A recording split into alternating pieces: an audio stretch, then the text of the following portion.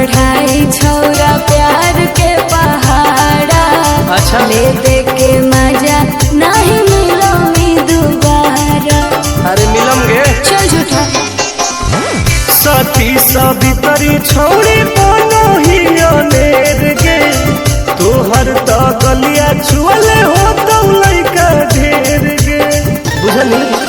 हल्का में ना लेना मैं बार घर की बेटी है समझा।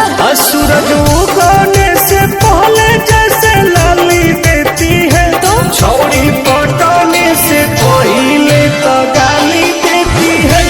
माल पटाने से पहले तो गाली देती है। देगी ही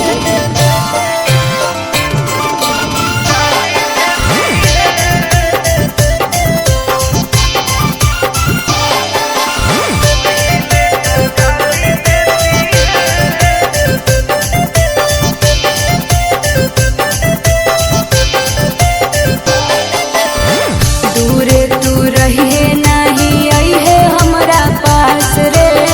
जिंदगी तू नाश कर ली आनंद प्रकाश रे।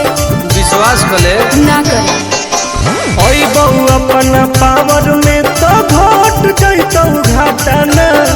तुम के नहीं जानो हो ही रहो हो कोई पटना। मैं क्या करूँ यदि हमको दोगे दाव तो मैं भाव नहीं लेती है।